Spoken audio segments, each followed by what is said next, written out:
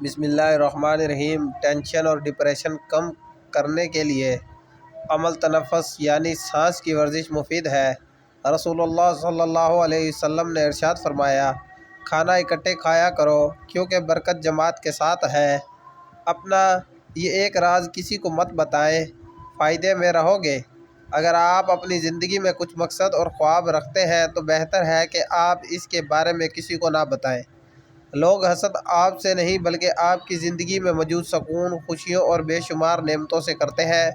بعض لوگوں کے ہونٹ پھٹ جاتے ہیں۔ تازہ کچا دودھ ہونٹوں پر روزانہ لگانے سے آرام آ جاتا ہے۔ کھجور جسم میں کمزوری دور کرتی ہے۔ شام کو کھجوریں کھاؤ، ہڈیاں کمزور نہیں ہوں گی۔ سوراخ سے کیڑے مکوڑے نکلنا بند نہ ہو رہے ہوں تو وہاں کھجور کی گٹھلی رکھ دو، کیڑے مکوڑے نکلنا بند ہو جائیں گے۔ جب سایہ قد سے بڑا اور باتیں اوقات سے بڑی ہونے لگ جائیں تو سمجھ جائیں کہ سورج غروب ہونے والا ہے۔ جس گھر میں گلاب کا پودا موجود ہو وہاں کسی کو ڈپریشن نہیں ہوتی۔ پاؤں کے تلوں پر سرسوں کا تیل لگا کر سو جاؤ، نظر تیز ہو جاتی ہے۔ چاولوں کے زیادہ استعمال سے گردوں میں پتھری ہو جاتی ہے۔ الرجی کا مسئلہ ہونے لگے تو فوراً دہی کے اندر کھیرا ڈال کر کھا لیں۔ دودھ کا استعمال ہڈیوں کو مضبوط کرتا ہے۔ کمر کا درد ہو تو سونف کے چند دانے دودھ میں ڈال کر پی لیا کریں، کمر کا درد ختم ہو جائے گا۔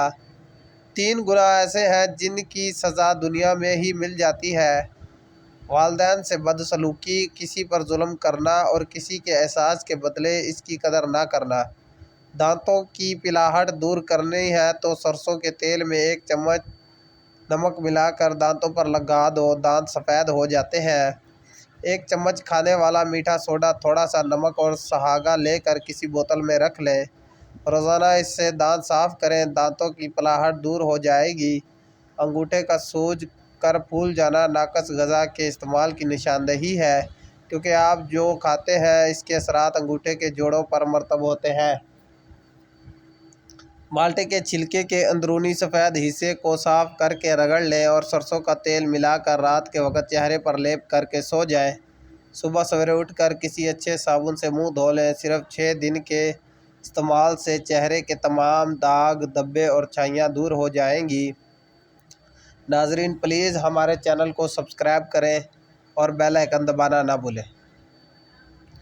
گاجر کے رس کو روئی کی مدد سے چند روز چہرے پر لگانے سے چہرہ صاف اور پر رونق اور جلدی اچھی ہو جاتی ہے۔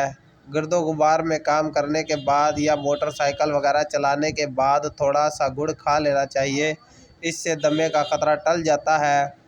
ایلو ویرا کے گودے میں تھوڑا سا زیتون کا تیل ڈال کر گرم کر کے روزانہ لگائیں، جلد نرم ملائم ہو جائے گی۔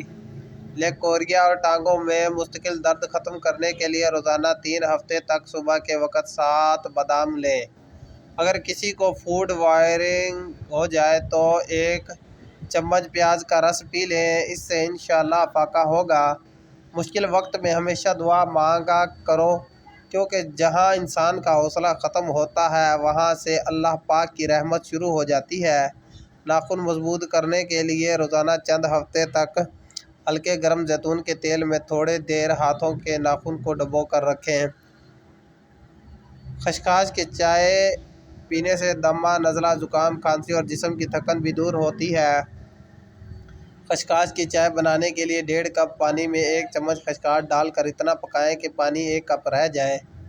پانی حسب ضرورت چائے کی پتی، چینی اور دودھ ڈال کر پکائیں اور کپ میں چھان کر نکال لیں۔